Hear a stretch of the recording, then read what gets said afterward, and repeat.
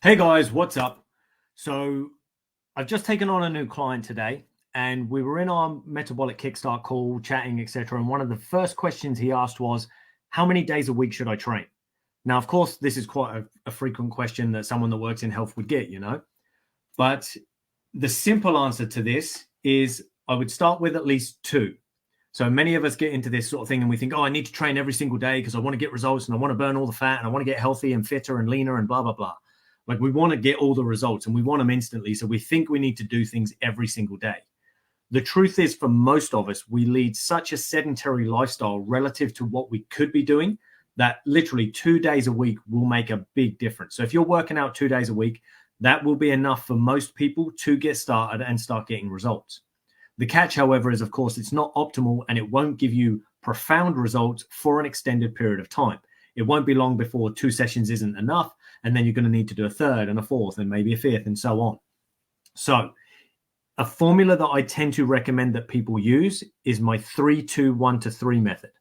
Now, what this basically means is, okay, well, I'm now committed. I'm going all in. I'm about to work on my health and start working on my health goals.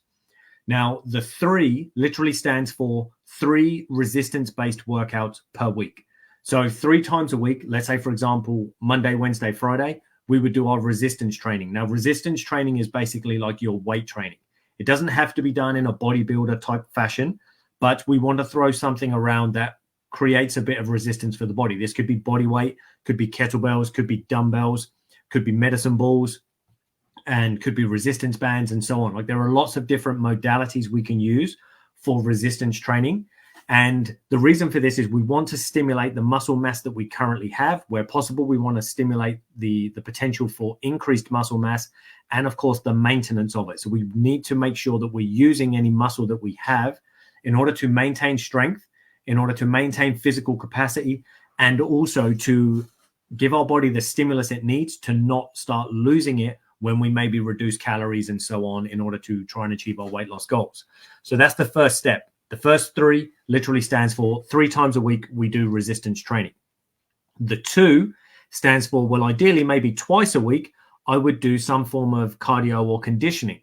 Now, this could be, oh, I went for a run, I went for a walk, I went for a jog, I went cycling, I went swimming, I did dancing, or I maybe did a circuit workout, again, using resistance training, but I did it in more of a circuit fashion where I was deliberately trying to influence and affect my cardiovascular system.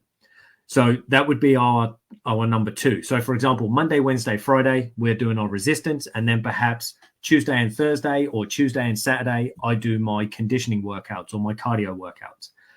So that gives us 5 workouts a week. Now, you don't have to start at 5, but this is what we would be building up to over the first couple of months. And then, of course, we have the 1-3 because it's the 3-2-1-3 method. Now, on the 1-3, what we're actually looking at here is progression. What we want to see is a 1-3% improvement every single week. Now, the advantage is it doesn't necessarily have to come in the same form every week because you have weeks where you're up, weeks where you're down, and so on, and weeks where you literally just cannot lift the same amount of weight. You can't do the same number of reps and so on because of other external influences and factors that might be going on that are limiting your body's current capacity. So yes, it's nice to think, well, every single week I'll just add more weight. But sometimes the body won't allow that because of other external circumstances and even internal that are going on in the body that limit your capacity. So what we're actually looking at is that 1-3% improvement could come in the shape of increased reps, could be increased weight, could be reduced rest, could even be the fact that you improve your posture and your technique whilst you're doing some of the exercises. You improve form and the way you execute it so that you get a better result in terms of function. So it's not necessarily always about adding more weight or reducing rest to make the workout harder and so on.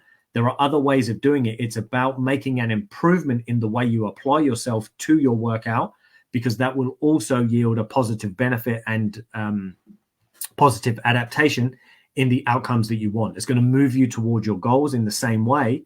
And then, of course, the following week, I actually feel like I've got a bit more energy, a bit more juice.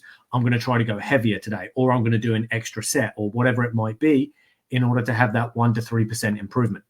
So that is my answer on how many times per week you should work out. As I say, we can get started with 2, But ideally, we're probably going to need to, over time, build that up to around 5 workouts, mixed up a little bit between our resistance and our cardio in order to get the maximum benefit.